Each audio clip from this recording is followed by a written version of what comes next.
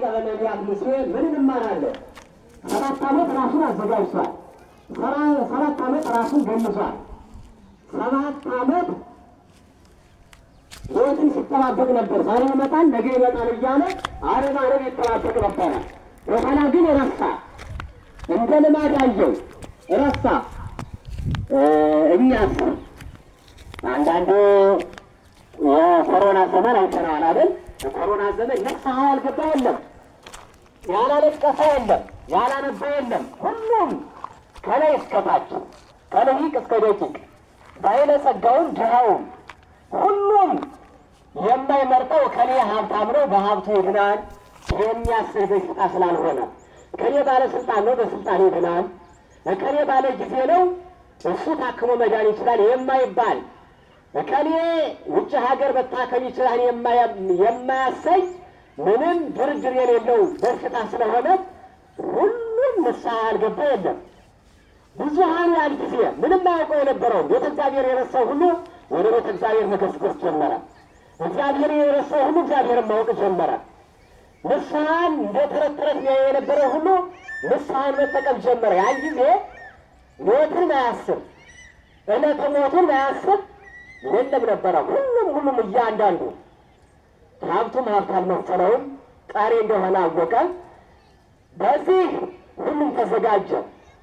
ምክንያቱም በሌሎች ወራት ከውጭ ሀገር ሂጄ ታክሜ እድናለሁ፣ እኔ ባለ ሀብት ነኝ፣ እኔ ባለስልጣን ነኝ የሚባልበት እድል ነበረ። ያን ጊዜ የለም። ለራሳቸው መሆን አልቻሉም። እንዲያውስ የሞት ጽዋውን ማነው የተጎነጨው? የሞት ገፈታውን ማነው ቅድሚያ የቀመሰው? ኃያላን የሚባሉ ሀገሮች ናቸው፣ ባለጸጋ የሚባሉ ሀገሮች ናቸው የቀመሱት። ስለዚህ ምንም አማራጭ የለም። ሁሉም ወደ ንስሐ ተዘጋጀ። እነሱ ሳይቀር ወደ ኢትዮጵያ ሀሳባቸውንና እይታቸውን ማድረግ ጀመሩ። ኃያላን የተባሉ ሀገሮች እውነት ይሁን አይሁን አላውቅም፣ ግን በተለያዩ ሚዲያዎች ስንሰማ የኢትዮጵያውያን አባቶች ጸልዩልን፣ የኢትዮጵያውያን አባቶች ማይጠንት ይጠኑን እስከ ማለት ድረስ ደርሰዋል ሲባል እንሰማ ነበረ። ይህን ያደርጋል ኃያሉ እግዚአብሔር። ሚሳነው ነገር የሌለው ኃይለኛ ነው የሚለውን ኃይሉን የሚያሳውቅ፣ ኃያላን ነው የሚለውን ሁሉ አቅሙን የሚያሳውቅ እግዚአብሔር እንዲህ ሁሉን አቅሙን ያሳውቃል። እና ያን ጊዜ ሞትን ያላሰበ የለም፣ የነገውን ቀን ያላሰበ የለም፣ ምረረ ገሃነምን ያላሰበ የለም ያን ጊዜ። ነገር ግን ያ ሲያልፍ ግን ይረሳል። ተመልሶ ወደዛ ኃጢአት ብዙ ይዘፈቃል፣ ብዙ በዚያ ኃጢአት ይዋዥቃል።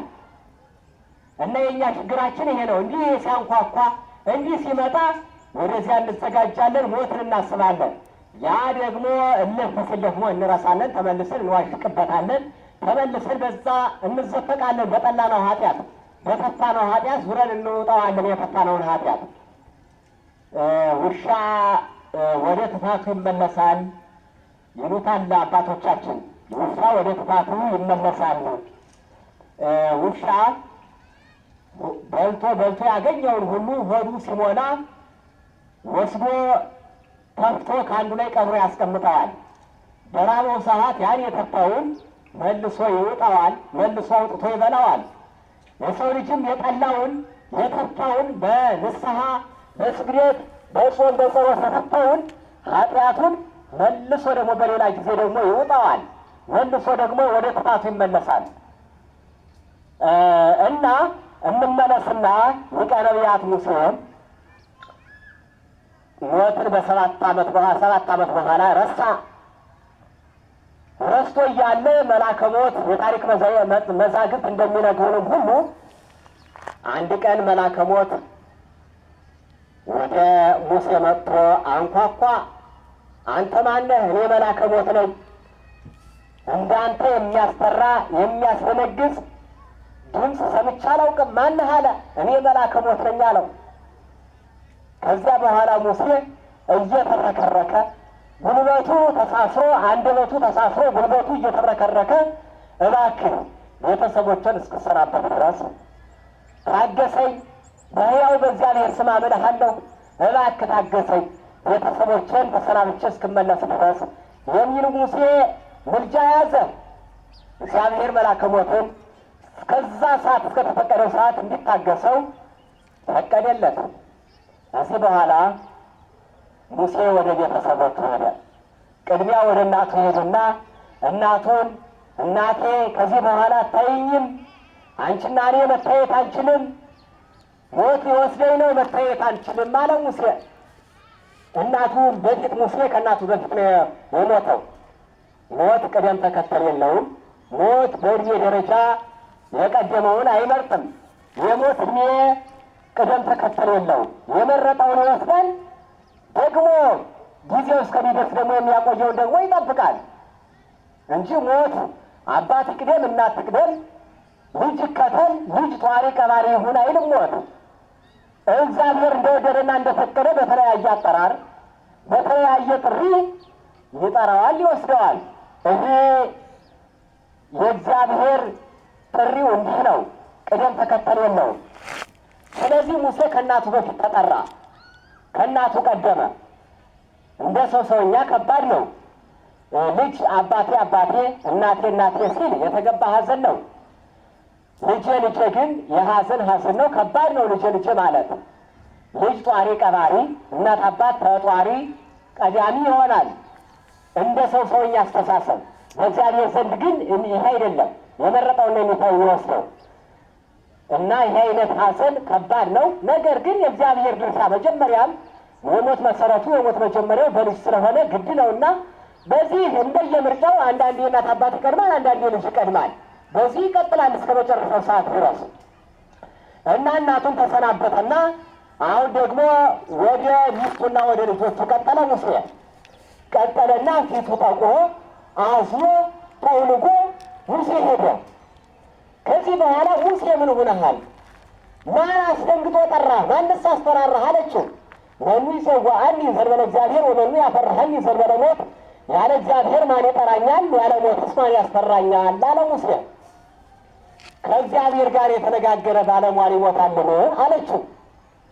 ሥጋ ከለበሰ ሰው ከሆነ የማይሞት የለም አላት። ሙሴ እውነት ነው። እንዲህ ቢሆን ኑሮማ የዓለም መድኃኒት የሆነውን መድኃኔዓለም ክርስቶስን 9 ወር ከ5 ቀን የጸነሰች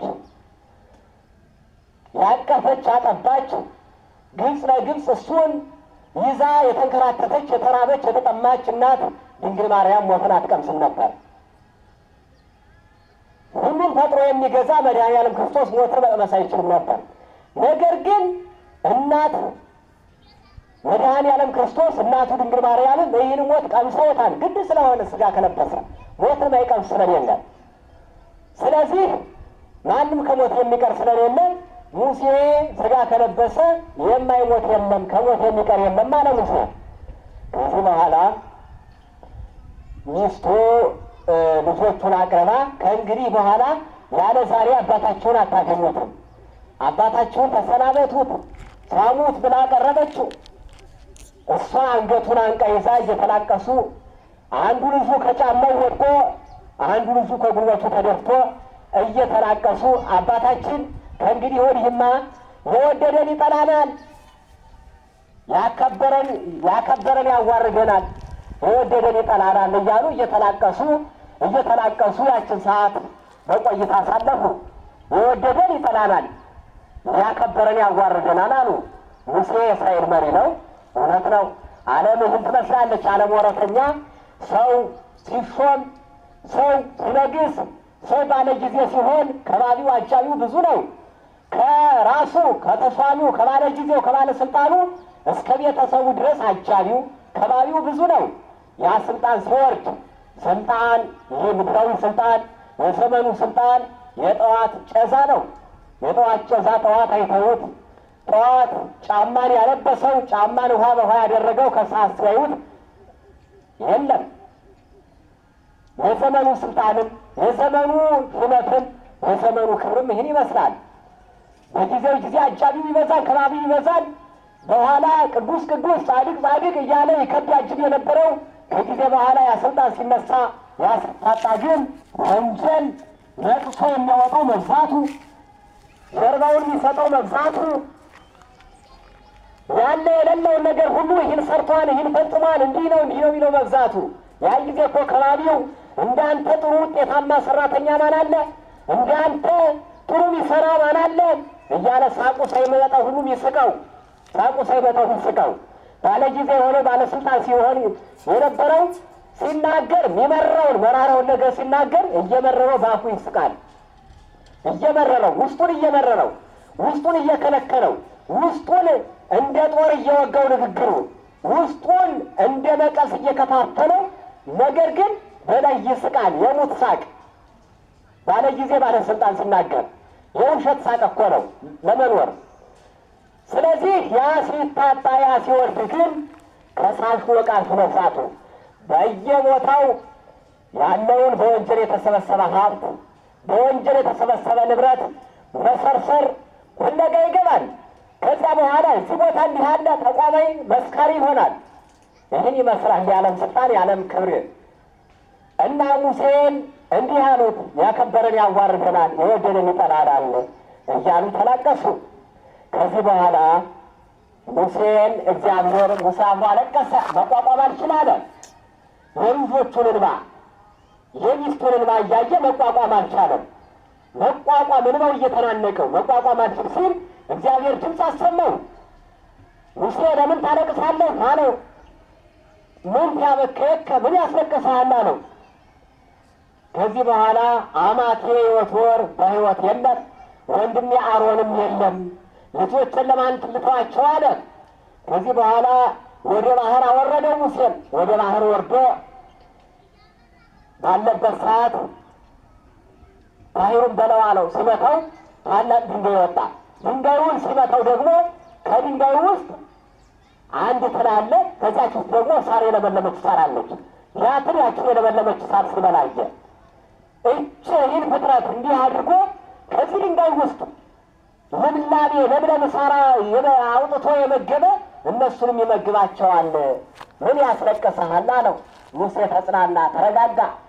ከዚህ በኋላ ሙሴ ይህን መጽናኛ ሲያደርግ ወደ ተጠራበት ቦታ ቤተሰቦችን ተሰናብቼ ልምጣ ብሎ ነበርና የመጣ ቀጠለ። ወደዚያው መልአከ ሞት ወደ ጠራበት ቦታ ሄደ። ሙሴ እኮ በጣም እንደ ሙሴ የዋህ የለም። ሰውኛ ስለ ትሞታላችሁ ብንባል፣ ስለ ጠላት ይፈልጋችኋል፣ ስለ መልአከ ሞት እየፈለጋችሁ ነው ብንባል ማንገባበት ጓዴ የለንም፣ ማንገባበት ግድል የለንም፣ እማንለብሰው ነገር የለንም ለማምለጥ፣ እማናመቻቸው መንገድ የለንም ለማምለጥ። ሙሴ ግን የዋህነቱ ከሞት እየጠራው መልአከ ሞት እየጠራው ወደዚያ ወደ ተጠራበት ቦታ መገስገስ ጀመረ። ሙሴ እንደ ሙሴ የዋህ የለም። ይኸው አሁን እውነት መልአከ ሞት መጥቼ ወስዳችሁ ቢለን ብዙ መንገድ አናመቻችን፣ ብዙ ቀዳዳ እናዘጋጅን ለማምለጥ አይቻልም እንጂ ብዙ ነገር እናደርጋለን፣ ግን አይቻልም።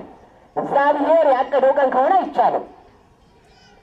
ስለዚህ ሙሴ የዋህ ነውና ወደዚያ ሄደ። ሲሄድ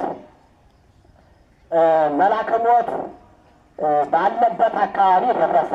እዛ ላይ ሲደርስ ሁለት ጎልማሳዎች መቃብር ይቆፍራሉ፣ ጉድጓድ ይቆፍራሉ። ትርጓሜ መጽሐፍ እንደሚገልጻቸው ሚካኤልና ገብርኤል ናቸው፣ መላእክት ናቸው ይላቸዋል። ትርጓሜ መጽሐፍ መላእክት ናቸው ይላል። እና በጎልማሳ አምሳል ሆነው መቃብር ይቆፍራሉ። ሲቆፍሩ ደረሰ ሙሴ። ምን ታደርጋላችሁ? ምን እየሰራችሁ ነው አላቸው።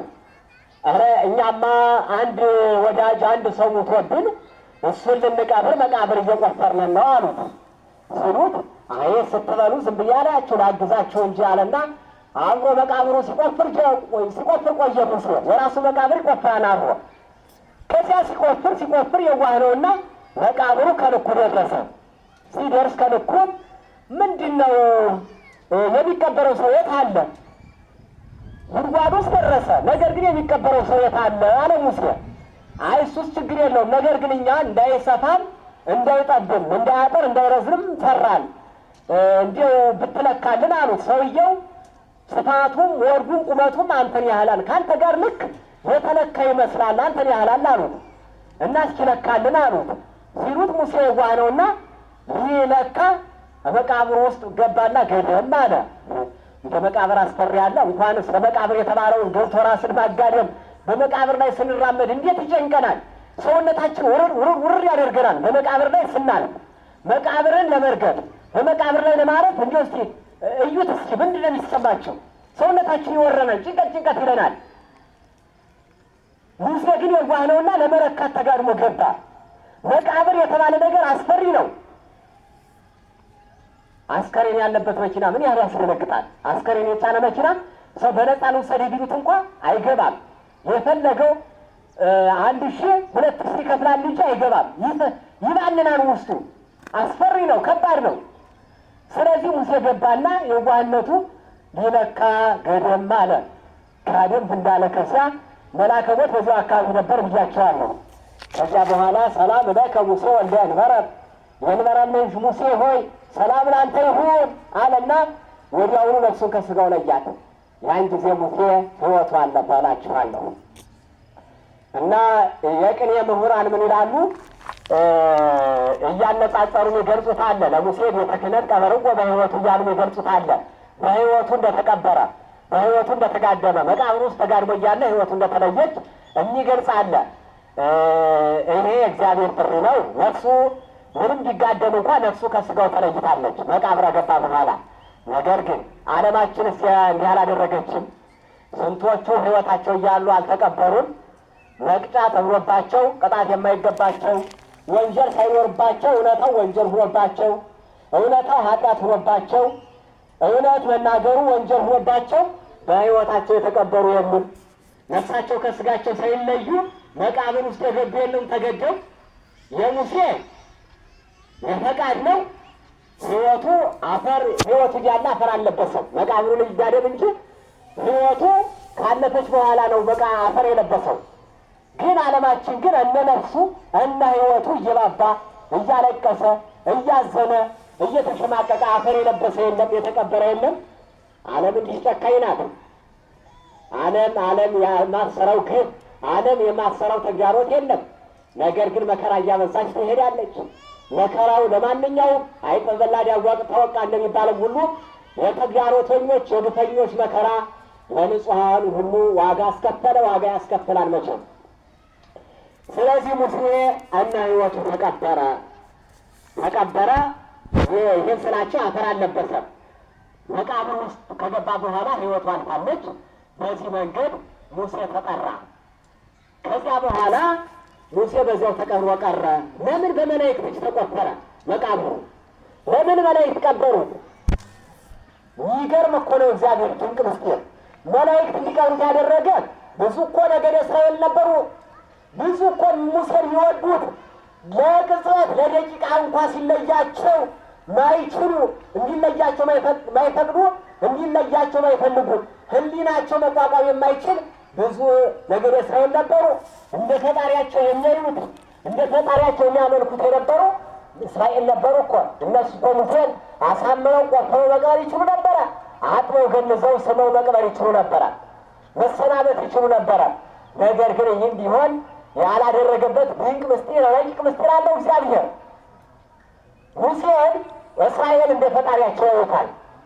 ሙሴን እንደ ፈጣሪያቸው ያመልኩታል። እስራኤል ሲዘገይባቸው እንኳ ምን ሆነ፣ ምን ሆኖ ቀረ፣ ምን አገኘው እያሉ ጩኸት ያበዙ ነበር፣ ጫጫታ ያበዙ ነበር እስራኤል።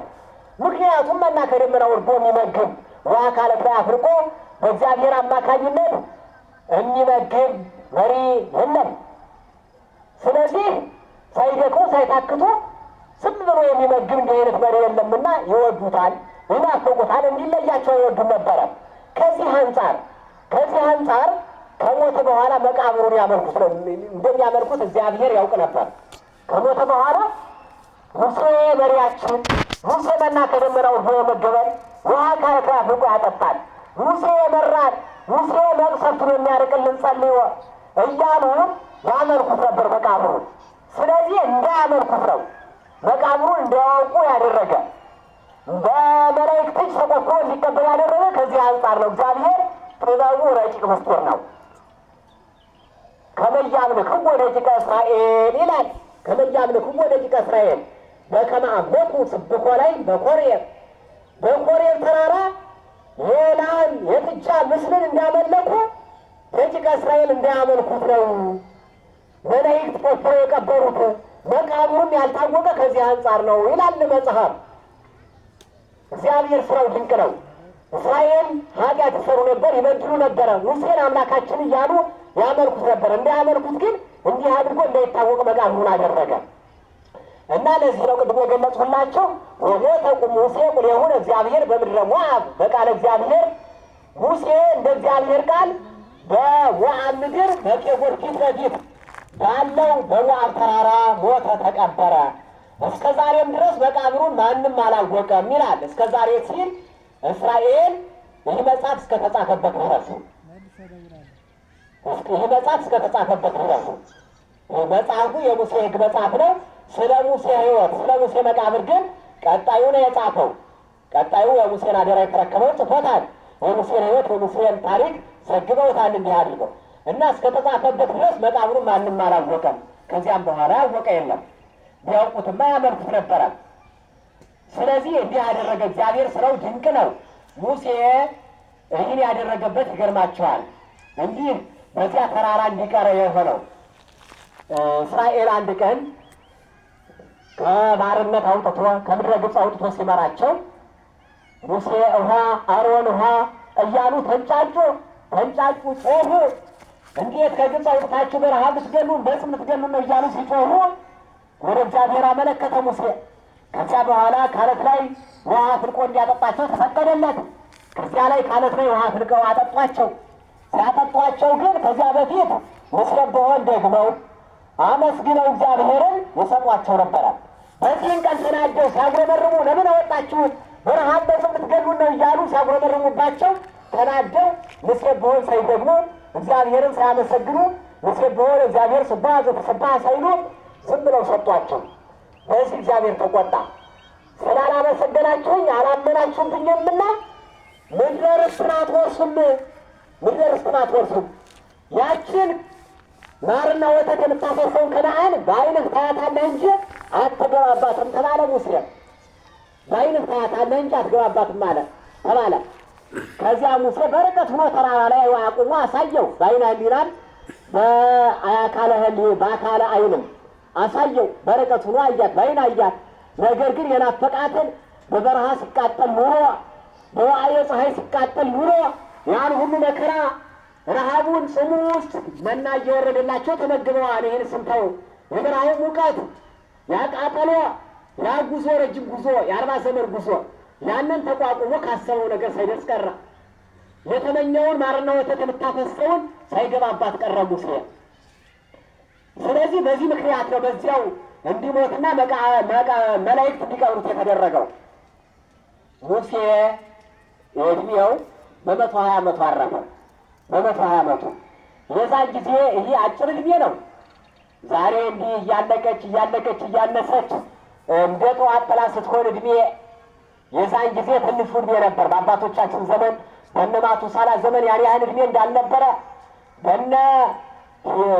በነ አዳም በነ ሔዋን በነ መላልኤል ዘመን ያን ያህል ዕድሜ እንዳልነበረ ሙሴ 120 ዓመት እቺ ዕድሜ አትባልም። እቺ ዛሬ የዚህን ሲሶ ማን ያገኘዋል? የዚህን የሩብ ማን ያገኘዋል? ሞት በየሜዳው ተሰራ። የሰው ልጅ መጠሪያው በዛ። የሰው ልጅ እንደወጣ መቅረት ሆነ። 120 ዓመት ቀርቶን ዛሬ የዚህን ሩብ እንኳን ለመድረስ አልተቻለም። እና ያን ጊዜ ሙሴ ከእናቱን በፊት የሞተው በዚህ በአጭር ዕድሜ በተባለው ስለተጠራ ነው። በዚህ መንገድ አባቶቻችን እስራኤል መቃብሩን ሳያውቁ ቀሩ። እንዳያመልኩትም ሆኑ። እግዚአብሔር ከዚህ አዳናቸው። ሁላችንም እግዚአብሔር ተገቢውን ነገር አድርገን የስሙ ቀዳሽ የክብሩ ወራሽ እንድንሆን መልካም ፈቃዱ ይሁንልን። እንደ ሙሴ በማናውቀው ነገር እንደ ሙሴ የተመኘነውን ነገር ሳናይ እንዳንቀር እግዚአብሔር ይጠብቀን ይርዳል። የተመኙትን ያሰቡትን የጀመሩትን ጉዞ ሳያደርሱ ካሰቡት ሳይደርሱ መቅረት ከባድ ነውና እግዚአብሔር እንደዚህ በአጭር ከመጠራት ያሰብነውን ሳናገኝ ካሰብነው ካቀድነው ሳንደርስ እንዳንጠራ እግዚአብሔር በድጋሚ እሱ ጠብቀን ቸርነቱ አይለየን። ወስብሐት ለእግዚአብሔር።